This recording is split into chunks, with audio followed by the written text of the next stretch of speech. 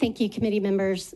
My name is January Littlejohn, and I was born in Memphis, Tennessee, so it's great to be back with you all in my home state. I'm a licensed mental health counselor and a parent advocate with Do No Harm, and I'm here today to explain why this bill is necessary.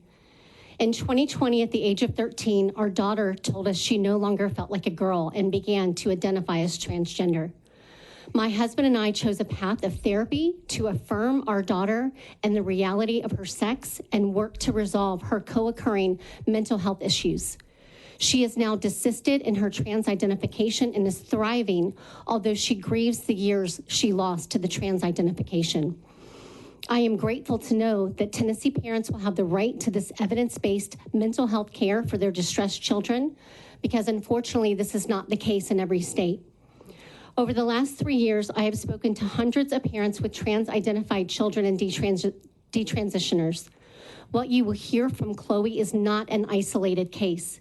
There are thousands like her, each experiencing negative health issues or complications from the hormones and transition procedures they underwent.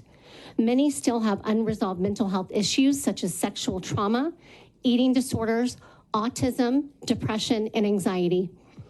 Those who do seek medical advice for discontinuing hormonal therapy are told there is no protocol or standard of care for the process of detransitioning.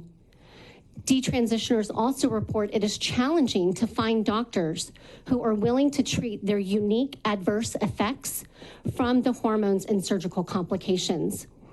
There are currently no dedicated medical billing codes for detransition procedures, but that is only part of the challenge in getting insurance to cover their care. There are also health insurance companies that explicitly exclude any procedure or surgery that seeks to restore their bodies from the medical harm they have endured. It is unacceptable that insurance companies will pay for their transition, but not cover the repair of the adverse health effects resulting from these procedures. These vulnerable individuals tell me they feel like they have been lied to and abandoned by the medical and psychological community, which has led to a deep mistrust of these institutions. Most detransitioners experience a great deal of shame and regret from the medical trauma they have endured.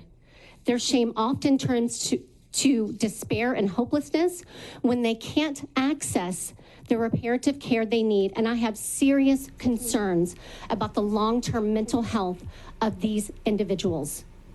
This legislative reform is desperately needed to help these detransitioners, many of whom were misdiagnosed and disfigured by the doctors they trusted and are now suffering in silence without help. Ms. Littlejohn, thank you very much.